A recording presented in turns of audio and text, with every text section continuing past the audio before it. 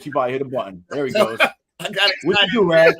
I fell off, bro. Literally. That's awful. So, real quick, man, I had some real questions for you, Buck, because I'm basically around middle school, around like 9th, 10th grade, I came back to school, and everybody else was like a foot taller, like Curtis and everybody else. And I really felt like my career in football and basketball was over, so I just quit. And I decided that I would disdain things that I could not be good at. The only thing by high school, I was really good at getting drunk with them after the game. So that's that's who I am in football. So these are some real questions I got for you. What is the science of football? The science of football is two forces meeting each other, and the strongest force is moving the next guy. And with today's sport now, it's more mental.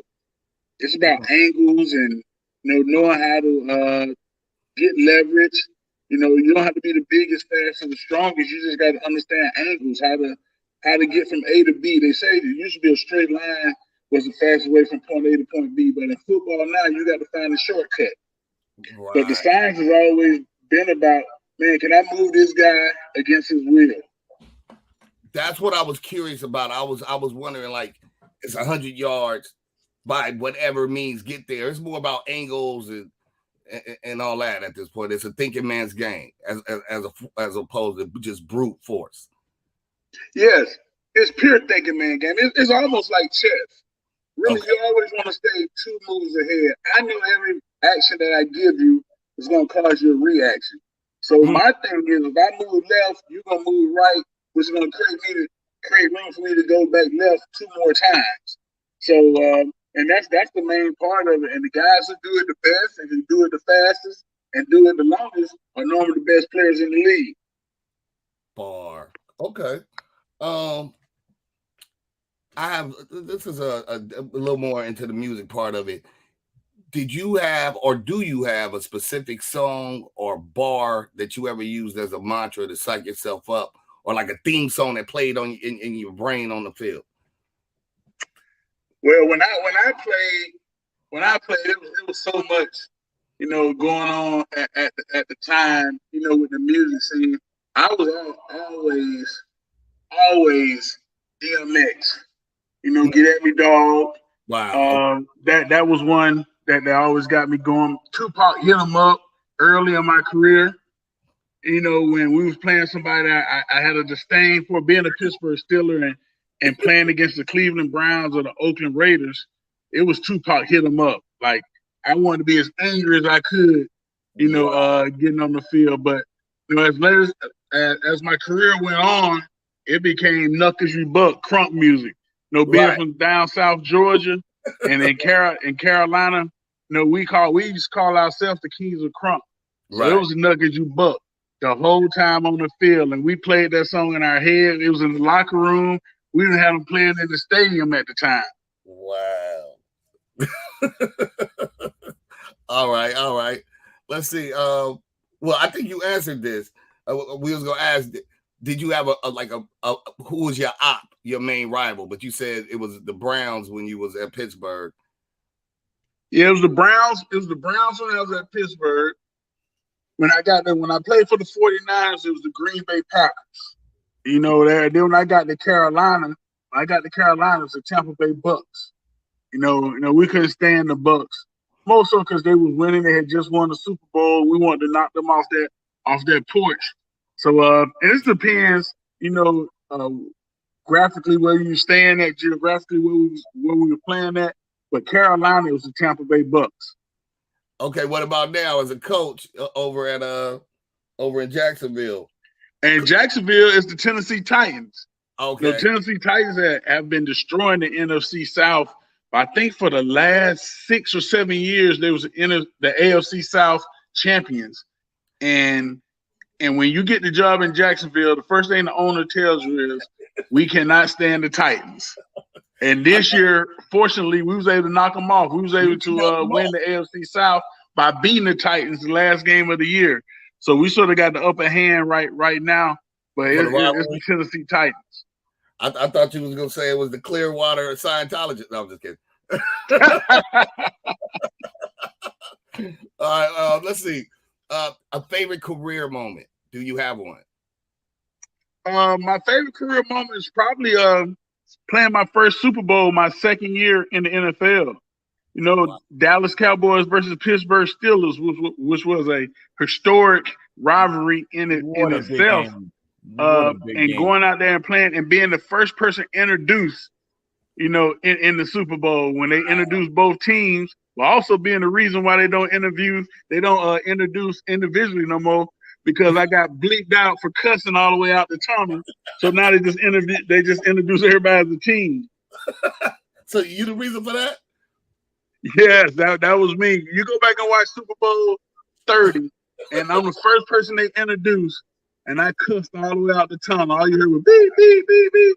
The next year, they just started introducing all teams. There was no more individual introductions. Oh, that's awful. And Buck, I remember that Super Bowl. Unfortunately, I'm a Cowboys fan. But I remember you were an integral part of that defense, man. Like I was really, as much as I was a Cowboys fan, I was really rooting for the Steelers to take that Super Bowl, man. You guys fought so hard that season.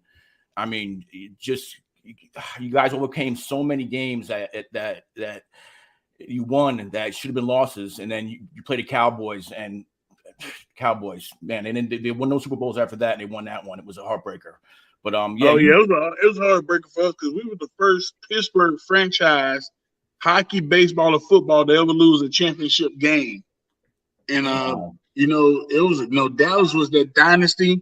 You know, we made the game close. Unfortunately, we had too many turnovers, and Dallas did what great teams do. They found a way to win. But that was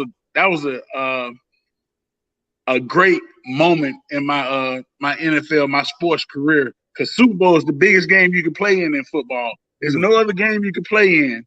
And my second year going, I'm just like, man, I'm on top of the world. It was almost like a fantasy because you don't even remember the game.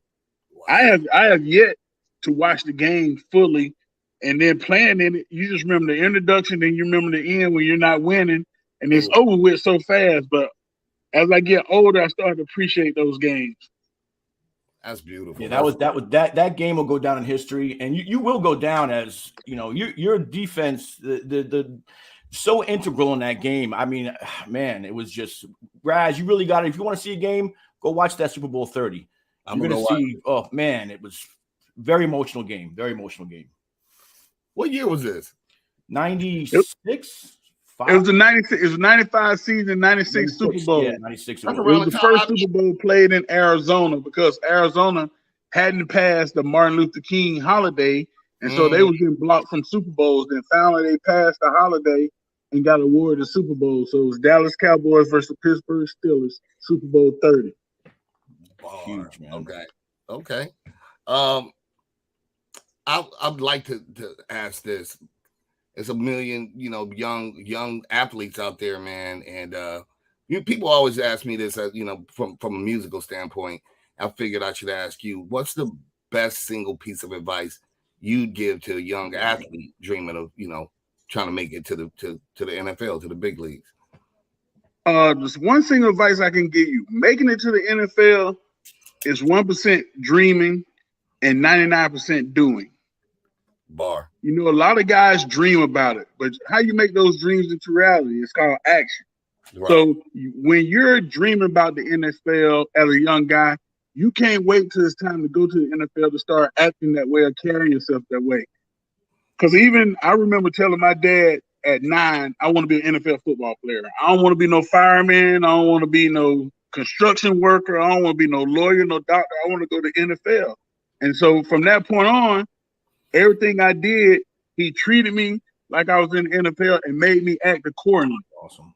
Getting up at a certain time in the morning, make sure I exercise, make sure I ate right, make sure I got my rest, make sure I got good, got good grades, and everything was just formulating in my mind. So when the time came, I was already prepared for it. And so I just tell guys, you got to act upon your dreams. You got to activate those dreams, because the reality is only 1 in every 1.2 million go from high school to the NFL. It's like hitting the lottery every day you spend in the NFL. What separates talent? When everybody has talent, what separates talent? It's the small things, the knowledge of the game, the way you treat people, the way you perceive yourself. And then once you get in there, it's all about staying now. How do I stay? How do a Tom Brady stay for 20 years, over 20 years? Because he's always trying to improve. He's never getting satisfied. And as a young guy, you could never get satisfied. I was never happy with just making all state in football or all ACC at Clemson. It was all, my goal was, I want to be one of those 1,600 guys that got a name on the back of his jersey in the NFL. And every day you fighting for that. That's big, man. And Buck, man, I gotta say, you were, and you probably know, super blessed to have a father to even be like, wow, my son said this, I'm gonna hone this, and we're gonna do this. And you to say that to your father, your mentality had to be ahead of its time. You had to be, you're thinking like an adult at that age, so young. So to make that decision, and then to, like you said, you and had that discipline, and you execute, and you execute. To have a discipline. I mean, that is like, and then to have, I know, I don't know your relationship with your father, but I mean, that's the man who made you, and like for that man to believe in you, I mean, that's just like such a huge factor. It would be. Yes, it was, and a lot of that was formulated through pain. At 9 years old, I was over 200 pounds, so I couldn't play Little League football.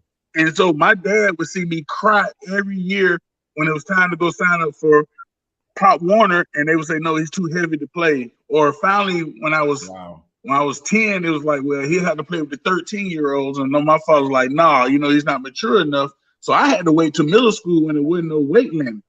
But from the time I was too big to play and couldn't play, my father trained me every day during football season like I had a game on Saturday. Like, I get home from school, I had to do my homework. All right, let's go to football practice. It would be me out in the yard, throwing the ball, catching it, playing offensive line, learning how to snap, learning how to kick. And actually, it helped me because once I got a chance to play organized football, I could play every position. Wow. Because I always worked on it. And I'm not the only one. It was kids in my neighborhood, the guys I met in the NFL, who had moms that did it the same way. Right. You know what I mean? They couldn't teach their son. They found people who could. Yeah. And it's just about pushing that dream. And one thing about it, that dream comes with a lot of sacrifice too, because there was a lot of things I couldn't do in high school because I didn't want to get distracted. Right. Everybody, hey man, we're gonna go to the skate center tonight. We're gonna hang out. No, I got to go home because I know at 5 o'clock in the morning, alarm going off. I got to go run these 20 hills. So I got to go flip tires. I know I got to do things, and it was a lot of pushback. But my dad never let me forget that dream. That's awesome. And then he would always tell me when I wanted, like, no, Dad, I'm gonna go hang out with the boys. He was like, all your boys not going to the NFL. You told me you wanted to be an NFL player. Wow. And that would always snap me back into reality. So Buck, let me ask you. I when I talk to people that I consider to be successful, and I look at you as someone who achieved success at the highest level you can of the sport. I mean, obviously. I always ask, did you have a mentor? Was your father your mentor? Did you find another mentor after you got in the NFL? Was there a mentor in your life when you were going through these chambers of success? And this isn't easy. You're playing at a level. You're NFL. There's money. There's all kinds of stuff. Was there someone that was in your life to help guide you? Was it your father? Was it someone else? I always say this. I always feel like I was blessed, and I always say that blessings and guardian angels are put in your life, and they're not these big people that come down with wings and sit on your shoulder and tell you things. There's always people who continue to guide you to your destiny, your purpose in life.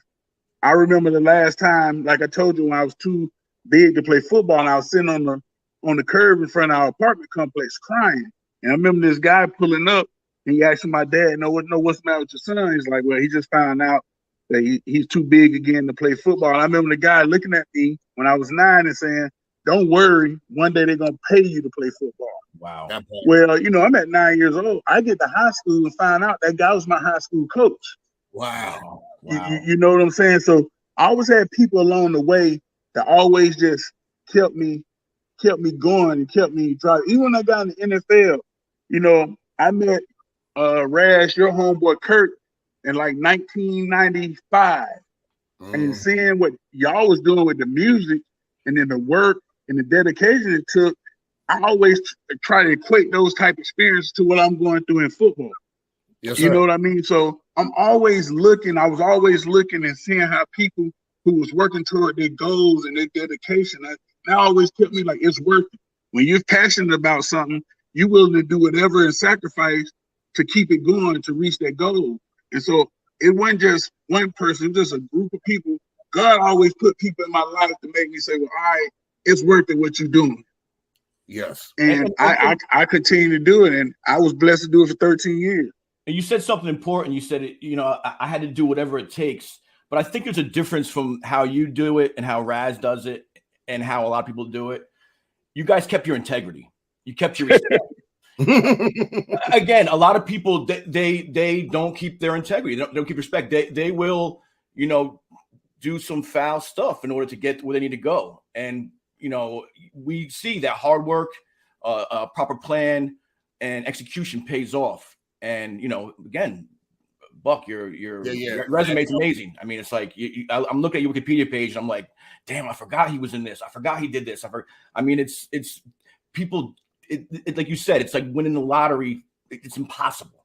So respect to you, Buck. I really appreciate you coming on the show, man. Thank you. And I got a couple more questions, Buck. This segment is called Super Bowl for Dummies. So because I'm dumb.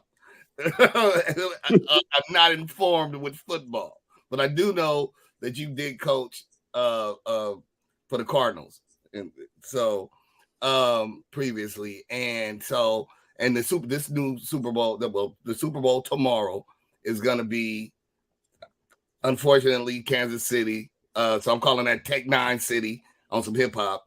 The Tech 9 Kansas City Chiefs versus the Philadelphia Vinny Pass Eagles. And it's going to be in Arizona. So I had some questions.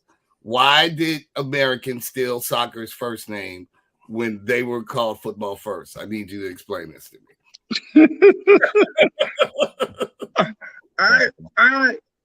I think it started off, soccer, but it wasn't. Football was built on violence, and soccer wasn't a violent sport, but if you look at the history of football, they use their foot more though. You stole it from them. We didn't steal it. We just made it better.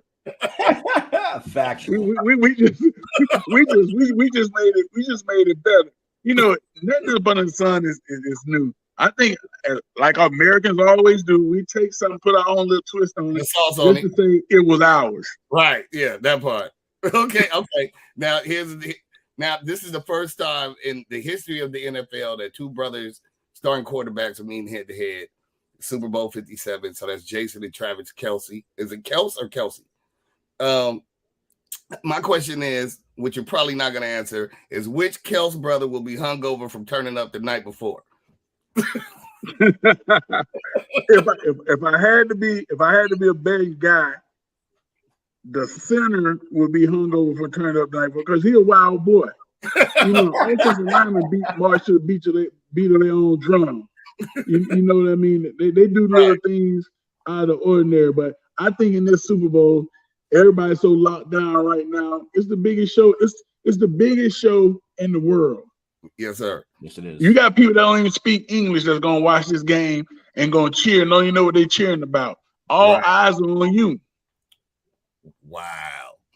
Okay. Now, what's the over/under on a Rihanna wardrobe malfunction, a la Janet Jackson? I go with the under. Nothing's gonna happen no more. Janet Jackson spoiled that for everybody. Okay.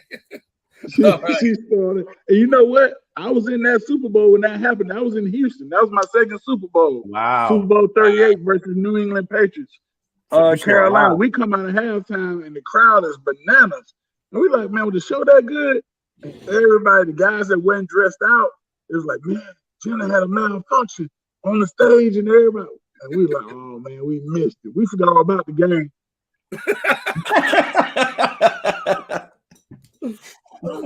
Okay, all right. Just a couple more. Let's see. What's the best soul food spot in Phoenix or in that area? The best soul food spot in that area is probably Mrs. White. I ain't never even heard of that one. It's Mrs. White. Yeah, she's it's almost a house that's turned into a restaurant. The most popular one out there is Lolo's Chicken and Waffles. Been there. I've been to Lolo twice. But Lolo's was a spinoff of Mrs. White. Okay, learn something new every day. Okay.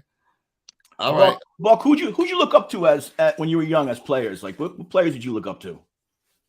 Players I looked up to the coaches. I looked up to Mean Joe Green. My godfather actually played for the Raiders, Otis Fitztrump. So I looked up to him. Reggie White as I got older. Jerome Brown was my favorite football player of all time from the Miami Hurricanes, who was tragically killed when he was with the Eagles. So now I looked up to those guys, but Mean Joe Green was because I grew up a Steelers fan. So he was like my idol. That's big. And did you play any other sports besides football or just football? I played basketball. I was an All-American in track, throwing the shot and the disc. And I played baseball. How many times do you hear that NFL players, like their other sport is track? Like, and I just feel like those two sports have so much like correlation together, you know, and so much likeness to it. It has to go hand in hand, especially when your head football coach is a track coach.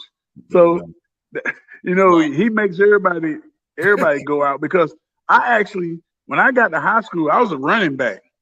You know, I grew into being a defensive lineman when I got to college. Okay. You know, I was a running back. So, you know, you ran track, you competed, you just always, back then, everybody had the Letterman jackets. And the more sports you played, the more letters you got on your jacket, and the more pennants you got on your jacket. So we was always playing sports.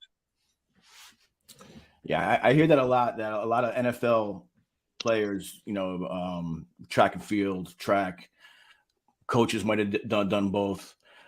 When you were in college, did you play any other sports or was it just football in college? I know you went to Clemson.